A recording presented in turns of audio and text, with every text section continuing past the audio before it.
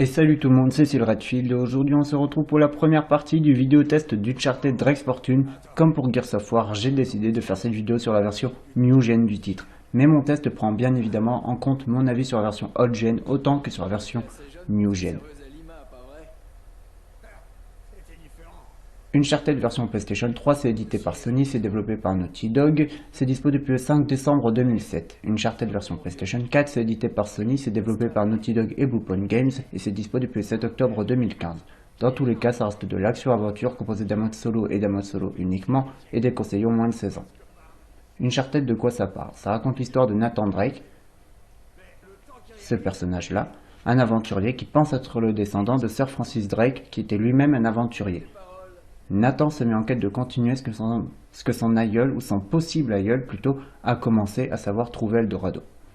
Évidemment, ce résumé est un résumé ultra condensé du scénario du jeu. Pourquoi? Parce que je ne tiens pas à spoiler celles et ceux qui n'ont pas encore fait le jeu. Mon avis sur ce scénario, c'est qu'il est plutôt bon. C'est un bon scénario d'une bonne série B d'action-aventure, avec ce qu'il faut de rebondissement, ce qu'il faut de surprise, et j'ai trouvé qu'il était assez plaisant à suivre, et ce grâce à plusieurs points. Tout d'abord, je trouve que Naughty Dog a su soigner ses personnages. C'est-à-dire que chaque personnage est attachant et intéressant. Je veux dire, je peux prendre des personnages secondaires pas très creusés comme Elena ou Sullivan. Je veux dire, ce sont des personnages que j'aime beaucoup. Pourquoi? Parce qu'ils ont des défauts autant que des qualités. Sullivan, on sent que c'est un joueur invétéré qui a multiplié les conquêtes. Et Elena, on sent que c'est une journaliste qui attend impatiemment de pouvoir enfin avoir, entre guillemets, l'histoire qui va lui permettre de devenir une grande journaliste. Le personnage le plus attachant du jeu, ça reste sans aucun doute Nathan Drake, donc le personnage que je vous ai montré. Pourquoi? Parce que c'est un personnage qui m'a fait beaucoup penser à Indiana Jones dans les films du même nom. C'est un personnage qui est vraiment drôle, très courageux, téméraire, mais en même temps, je veux dire, il sait arrêter d'être drôle et être juste quand il faut. Et du coup, ça fait que le personnage n'est pas un sidekick et ce n'est pas non plus un casse-cou. C'est-à-dire, c'est pas un mec qui fait tout le temps des blagues, et c'est pas non plus quelqu'un qui fonce tête baissée sans prendre en compte le danger. Bien au contraire, c'est un personnage qui essaie d'être courageux mais qui sait s'arrêter à d'autres moments. C'est un personnage qui sait balancer une vanne pour détendre l'atmosphère mais qui sait aussi être sérieux quand la situation est critique. En dehors de personnages secondaires qui sont gentils comme Sullivan et Elena ou de personnages principaux comme Nathan, il y a aussi des personnages secondaires méchants qui, à mon sens, sont attachants et méritent d'être traités, comme par exemple Eddie Raja. Eddie Raja, officiellement, il est présenté comme un méchant, mais dans les faits, c'est un peu plus compliqué que ça. Je sens vraiment, au fur et à mesure que je suis avancé dans le jeu, que Eddie Raja n'est pas un méchant, mais c'est tout simplement un rival. C'est un aventurier comme Nathan qui a simplement un code et un objectif et une façon de voir les choses différentes, mais ça n'en fait pas un méchant. Et il y a une scène en fait que j'ai trouvé vraiment pas mal du tout dans le jeu, dans laquelle il est face à Nathan et il lui dit qu'il a besoin de son aide. Nathan bien évidemment l'envoie se faire cuire des pâtes et Eddie Raja s'énerve et lui dit: est-ce que tu te rends compte que mes hommes sont malmenés, qu'ils sont maltraités et moi je peux absolument rien faire? Et il s'énerve en fait. Et dans cette scène, j'ai vraiment senti que finalement Eddie Raja c'est un personnage qui, comme Nathan, a des personnes qui comptent pour lui. Nathan il a Sullivan, il a Elena, mais Eddie Raja, il a d'autres hommes. Ils ne sont pas mis en avant, certes, mais c'est des personnes qui comptent pour lui. Et du coup, ça fait que finalement, le personnage, il est attachant parce que du coup, à aucun moment, je me dis c'est un méchant. Parce qu'un méchant, lui, il liquiderait tous les personnages ou il leur manquerait de respect. Il se dirait, moi, je suis le chef et toi, tu m'obéis et puis c'est tout. Eddie Raja, on sent qu'il a du respect pour ses hommes. Il y a certaines scènes qui sont vraiment intéressantes. Et perso, si j'avais été Eddie Raja dans le jeu au lieu de Nathan Drake, dans cette scène-là, je me serais dit Nathan Drake c'est un méchant parce qu'il le renvoie chier alors que Eddie Raja a besoin de son aide et que finalement Eddie Raja n'est pas le méchant qu'on veut bien croire, mais c'est tout simplement un rival de Nathan. Je peux pas honnêtement le définir autrement que comme ça. Eddie Raja ce n'est pas un méchant, c'est un rival. Et d'ailleurs je pense que Nathan le sait dans le jeu parce que il y a une scène un peu plus tard dans le jeu où vraiment Nathan et Eddie Raja partagent une scène et dans cette scène-là, on sent vraiment que Nathan, il ferait pas ce qu'il fait si Eddie Raja était un danger pour lui. On sent que c'est un rival, mais c'est pas non plus un danger. On sent que si jamais Eddie Raja avait pu, entre guillemets, un peu plus tard dans le jeu ou un peu plus tard dans un autre jeu, tuer Sullivan ou quelque chose comme ça, Nathan Drake n'aurait pas fait ce qu'il fait plus tard dans le jeu. Donc Ce que je veux dire, c'est que non seulement Eddie Raja n'est pas un méchant, mais en plus de ça, le personnage de Nathan s'en rend bien compte, et du coup, il y a des scènes qui sont assez touchantes avec Eddie Raja, et qui, en plus de ça, sont assez intéressantes dans la manière dont Eddie et Nathan interagissent entre eux. Donc ça, voilà, c'est le premier point. Les personnages qui, je trouve, sont assez intéressants, ou en tout cas ces quatre-là, et assez attachants. Un autre point qu'il est important de mettre en avant, c'est tout simplement le mythe d'Eldorado, qui là a été revu par Naughty Dog. Eldorado, c'est tout simplement une cité d'or, mais là, Naughty Dog a décidé d'offrir un traitement différent au mythe, à la légende d'Eldorado, et du coup, on n'a pas Eldorado cité d'or dans le jeu, on a Eldorado autre chose. Et je trouve que c'est une bonne chose, déjà parce que c'est original, ça évite d'avoir un copier-coller de ce que j'ai pu lire dans des livres ou voir dans des films, et en plus de ça, ça permet entre guillemets de rendre Uncharted unique à ce niveau-là. Parce que quand je pense à Uncharted Drake's Fortune, je pense à Eldorado, et je pense pas à l'Eldorado que j'ai lu quelque part ou que j'ai vu quelque part. Je pense à un Eldorado différent. Cet Eldorado, c'est celui d'Uncharted. Et ça, c'est plutôt une bonne chose, ça signifie que les développeurs ont cherché à faire quelque chose de différent. Le troisième point qui fait que j'aime beaucoup ce scénario, c'est le mélange des genres. Alors officiellement, c'est un jeu d'action-aventure avec beaucoup d'humour, ça vous l'aurez compris. Mais il y a des éléments fantastiques qui sont implantés au jeu. Et parfois, les éléments fantastiques se transforment ou évoluent en éléments horrifiques. Un petit peu comme dans Indiana Jones finalement. Dans Indiana Jones, honnêtement, il y a des éléments fantastique qui se transforme en élément horrifique. Et la fin de chacun des Indiana Jones, excepté le quatrième, est assez dégueulasse. Je veux dire, le mec quand il fond, l'autre quand il se fait arracher le cœur, il y a des scènes franchement dégueulasses dans les Indiana Jones. Et là, il y a un petit peu de ça dans Uncharted, sauf que plutôt que de tomber dans le gore comme ce qui a été fait dans Indiana Jones, les développeurs ont décidé d'offrir des moments plus orientés ambiance. Et il y a vraiment deux scènes qui m'ont marqué dans cette Uncharted. La première, c'est une scène dans les mines, et la deuxième, c'est une scène dans un sous-marin. Et là, honnêtement, bizarrement, je ne rigolais plus. Là, bizarrement, je me disais plus, oh ben disons, c'est un jeu d'action-aventure, mais je me disais, ça vire un petit peu vers le truc d'ambiance. Sans tomber dans un survival horror pur jus, c'est un peu plus orienté ambiance. Et ça, c'est plutôt une bonne chose. Parce que non seulement il y a le mélange des genres dans ce jeu, comme dans Indiana Jones, mais en plus de ça, c'est très bien dosé. Comme dans Indiana Jones, une fois de plus. Donc ça, c'est vraiment un excellent point. En plus de ça, il faut dire ce qui est la référence principale, vous l'aurez compris, je l'ai suffisamment dit, c'est Indiana Jones. Je veux dire, impossible de faire Uncharted sans penser à cette saga culte du cinéma. On retrouve évidemment beaucoup de similitudes entre le personnage d'Indy et le personnage de Nathan, sans que ça soit un copier-coller. On retrouve aussi beaucoup de similitudes dans la construction et dans le style de jeu qui est Uncharted, autant que dans le style de film qu'est Indiana Jones. Et ça signifie que les développeurs s'en sont servis comme modèle. C'est une source d'inspiration et ça se sent. Mais ils ont réussi à se servir comme modèle d'Indiana Jones sans le copier. Et ça, c'est quelque chose qu'il est important de préciser. Parce que entre se servir de quelque chose comme modèle et le copier, le plagier, le piller, il y a une grande différence. Et là, les développeurs ont réussi à se servir de Indiana Jones comme modèle sans piller l'œuvre. Et ça, c'est vraiment quelque chose que je tiens à mettre en avant parce que c'est très important. Et surtout, il ne faut pas confondre copier et s'inspirer de quelque chose. Et là, les développeurs se sont inspirés mais n'ont pas copié. Donc ça prouve qu'il y a une certaine justesse dans le jeu. Évidemment, Indiana Jones n'est pas la seule référence des développeurs, il y en a d'autres, et parmi elles, je peux simplement citer La Momie de Stephen Sommers avec Brendan Fraser, qui est vraiment un film que j'ai trouvé sympathique, et il y a des scènes dans Uncharted, notamment la fin, qui m'ont tout de suite fait penser à la fin du film La Momie avec Brendan Fraser. Ceux qui ont vu le film et qui ont fait le jeu comprendront peut-être à quoi je fais allusion.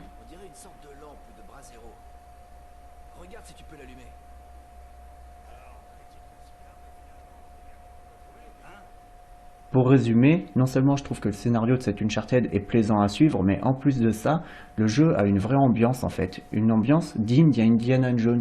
Et si je dis ça, c'est vraiment un compliment que je fais aux développeurs et aux scénaristes, parce que sincèrement, retrouver du Indiana Jones dans un jeu vidéo récent, puisque le jeu est sorti en 2007, donc c'était il n'y a pas très longtemps,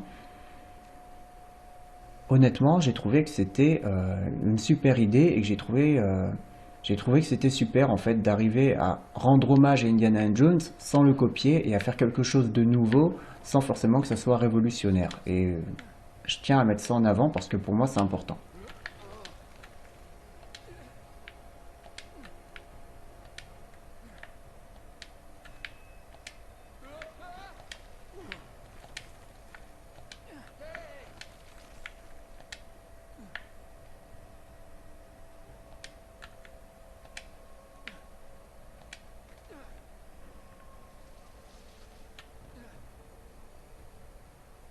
Ce qui aide à renforcer l'ambiance du titre, c'est aussi la bande son qui est vraiment de très grande qualité, excepté pour les bruitages où j'ai mis une petite réserve sur un élément, mais ça j'y reviendrai. Je vais commencer par les doublages. Alors le jeu à la base il est en anglais, forcément, mais il est aussi localisé en français. Et ce qui fait plaisir, c'est que l'AVF est au moins d'aussi bonne qualité que la VO. Dans la VO, sincèrement, on sent que les acteurs étaient impliqués et on sent que chacun des acteurs a vraiment donné le meilleur de lui-même pour faire quelque chose de qualité, pour faire plaisir aux joueurs, pour faire en sorte que à aucun moment le joueur se dise putain qu'est-ce qu'il joue mal lui. Et ça c'est quelque chose qui en général est présent dans la VO mais pas dans la VF, ou en tout cas moins. Et là honnêtement j'ai été extrêmement surpris parce que la VF est au moins d'aussi bonne qualité que la VO, ce qui signifie que les doubleurs français ont fait au moins du travail aussi bon que les doubleurs VO. Et ça c'est suffisamment rare pour être signalé. Chacune des voix des personnages est très très bien choisie et quand j'entends la voix de Nathan Drake, honnêtement, ça me choque pas et puis j'ai même envie de dire qu'aujourd'hui quand je pense à Nathan Drake, je pense aussi à la voix de Nathan Drake. Pareil pour la voix de Sullivan. D'ailleurs, euh, petite anecdote qui n'en est pas une parce que tout le monde la connaît, la voix de Sullivan c'est José Lucioni et José Lucioni c'est aussi celui qui double le personnage de Marcus Phoenix dans la saga Gears of War. Donc voilà, et c'est plutôt une très bonne chose parce que le mec c'est vraiment un bon doubleur, il a vraiment une voix unique, un petit peu comme le doubleur de Schwarzenegger ou le doubleur de Stallone, c'est des mecs qui ont une voix qui sort du lot, ils ont une voix unique et puis je trouve que ça apporte quelque chose au personnage. Personnellement, je ne peux pas penser à Sullivan ou à Marcus Phoenix sans cette voix, la voix de José Lucioni qui est vraiment incroyable, quoi, qui sort du lot. Il a un timbre assez incroyable. En dehors du doublage qui est donc de qualité, vous l'aurez compris, il y a d'autres éléments de la bande son que j'aime plus ou moins. Alors j'ai continué plutôt avec la musique. Les musiques sont vraiment de qualité, elles mettent très bien en avant les différentes scènes qu'il y a dans le jeu, que ce soit des scènes dramatiques, que ce soit des scènes un petit peu plus action, aventure, des scènes de plateforme, des scènes d'exploration. Il y a toujours le bon thème là, au moment où il faut, là où il faut, et ça c'est plutôt un très bon point. Cependant, aucun des thèmes n'est mémorable dans le jeu, excepté le thème principal, celui qu'on entend d'ailleurs sur le menu principal, qui est de très très grande qualité et qui, lui, est le seul thème qui m'a marqué. Je ne le fredonnerai pas parce que je ne sais pas chanter et que je ne sais même pas fredonner de la musique, c'est pas mon truc, j'ai une voix pourrie, mais sincèrement, le thème principal de Uncharted, je le trouve très très bon et c'est le seul thème qui m'a marqué dans le jeu. Même si les autres musiques sont de qualité, elles ne sont pas mémorables.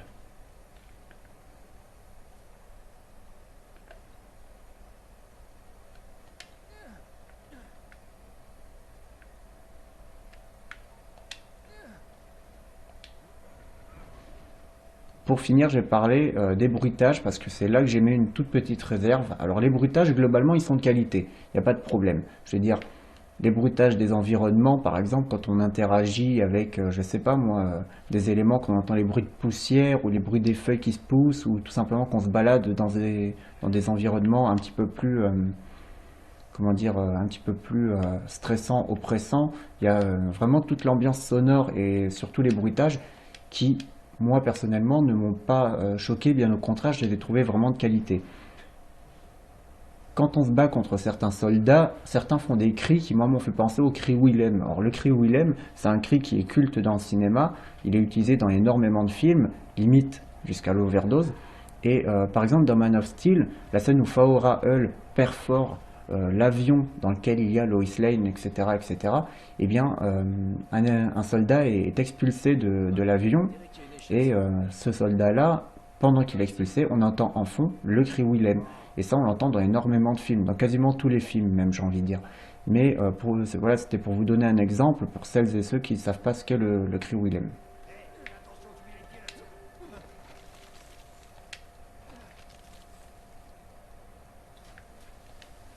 Dans cette Uncharted, il n'y a pas le cri Willem, mais il y a vraiment des cris qui m'ont fait penser à ça, dans le sens où ils étaient au moins aussi ridicules, et où, honnêtement, il y a limite un petit côté,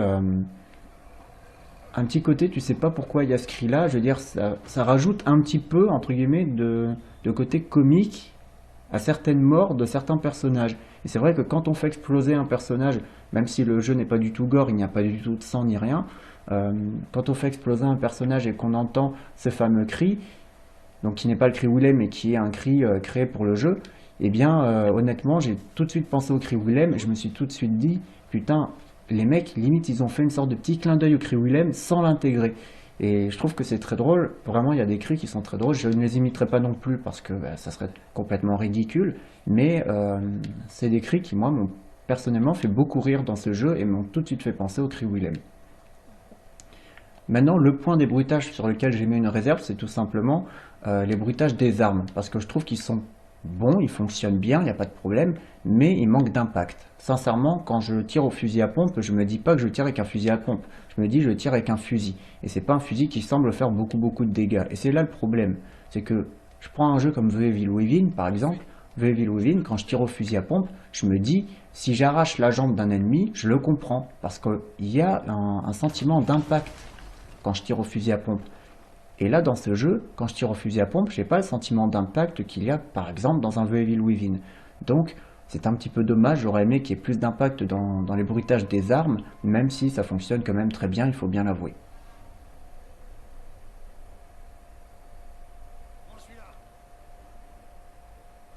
Maintenant, je vais me focaliser sur l'aspect technique du jeu, et je vais commencer par la version PlayStation 3. Alors je vais traverser ça en essayant de ne pas mourir déjà, ça peut être une bonne idée. Ça a l'air de tenir.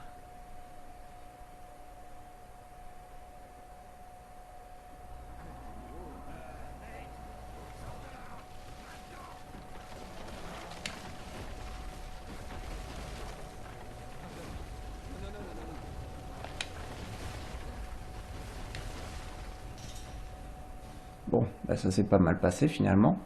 Donc je vais commencer par l'aspect technique de la PlayStation 3. Sur PlayStation 3, j'avais trouvé le jeu assez joli, notamment au niveau des décors, où j'avais été un petit peu bluffé à l'époque.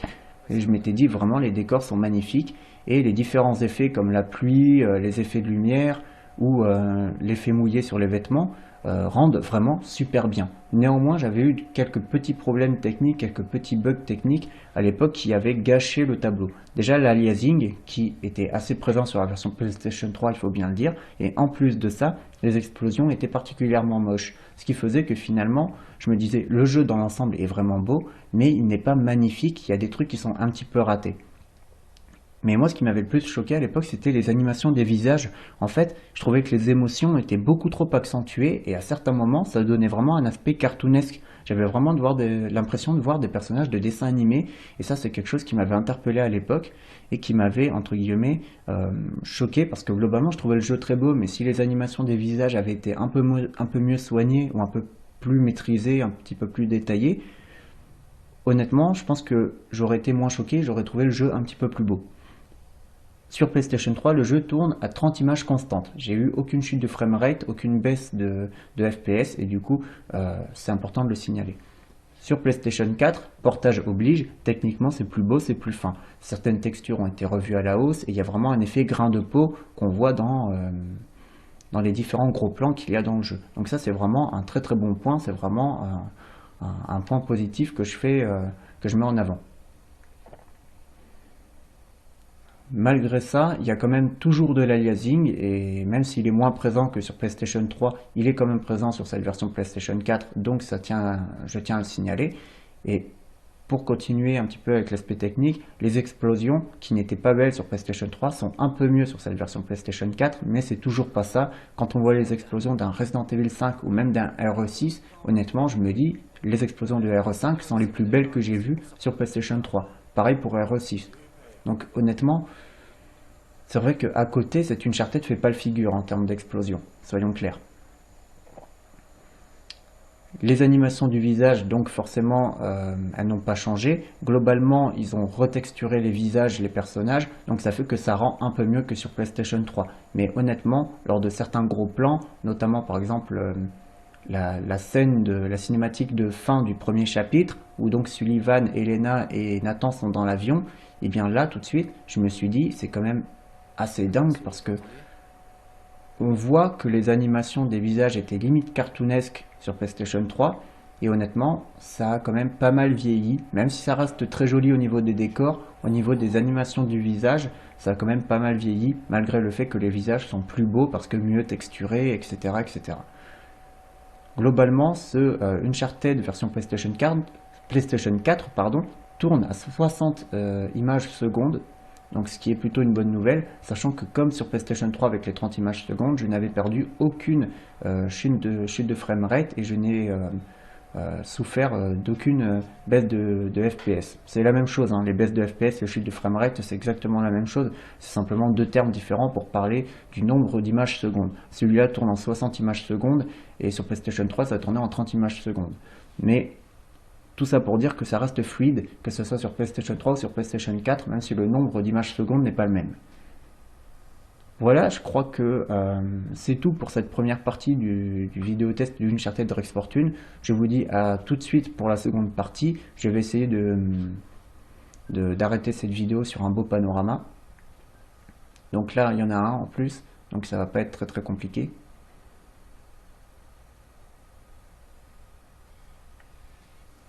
On va juste finir sur le beau panorama et en même temps ça va vous permettre d'observer les effets mouillés sur les vêtements et les effets d'eau qui honnêtement rendent très très bien. Quand je vous disais que certains effets étaient vraiment beaux, vous voyez même les effets de fumée ils sont pas mal du tout.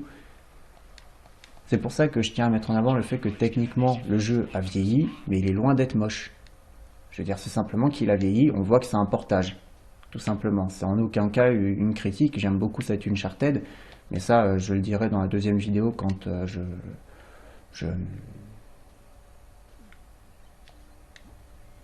vous donnerai mon avis final sur le jeu. Parce qu'il reste encore des choses à traiter, comme le gameplay.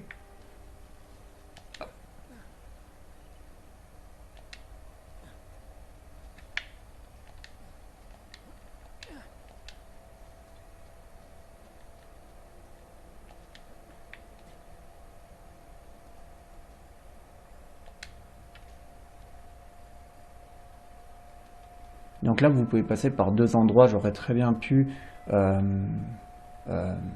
marcher sur le mur et puis sauter à droite, mais je préfère passer par en haut parce que voilà, parce que j'ai l'habitude de passer par en haut. Mais j'aurais pu passer par en bas, ça aurait très bien marché aussi. Donc des fois, il y a des petits embranchements alternatifs, mais ça, j'en parlerai dans la deuxième partie. Là, je vais essayer d'aller jusqu'au beau panorama.